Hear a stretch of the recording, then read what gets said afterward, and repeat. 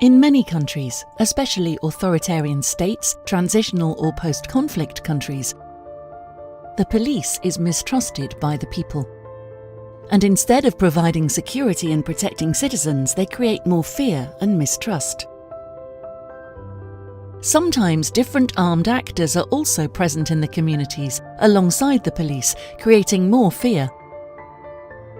To counter them, the government, local elites or communities sometimes create vigilantes or gangs to protect their own interest. This leads to more violence and insecurity, and it's always ordinary people who lose out. Community policing can solve these problems. Community policing means the police are present to prevent crimes. Officers are accessible and people trust them, so they report crimes or threats.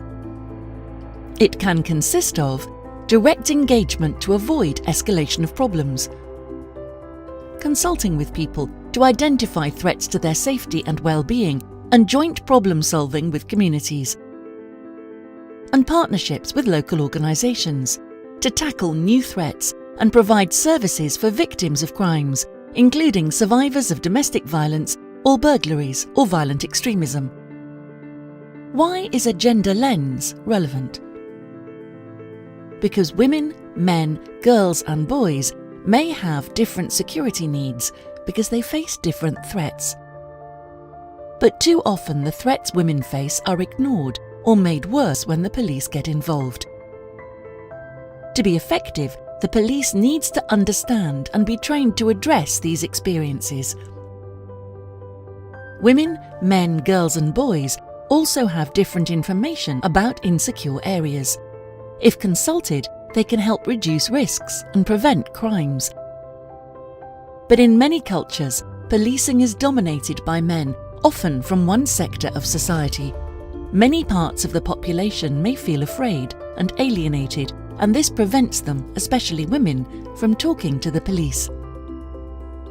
So if community policing is established with gender sensitivity and protection of human rights at its core, then public trust increases too. And increasing gender and ethnic diversity in the police improves their ability to respond to community needs. Research shows that both women and men respond better to women police officers. Female officers are also better communicators. As people feel more safe and secure, the state's legitimacy also increases. Finally, the best police forces reflect the communities they serve. 6 steps to ensure gender sensitivity in community policing. 1. Ensure that policies and laws governing the police prioritise the ethos of service and inclusivity. 2. Have regular dialogue with the community members and organisations to identify bad practices, new concerns and shared solutions to resolve problems and build trust. 3. Provide trainings on how to talk to survivors of violence. 4. Ensure that national and international organisations that provide police training integrate human rights norms into their curricula. 5. Work with the media to raise awareness about everyday violence, like the Ring the Bell campaign on domestic violence in India. 6.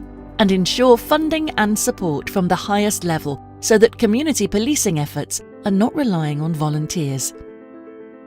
Successful community policing is a service that protects the public and is not a force to fear, so that both national and human security are attained.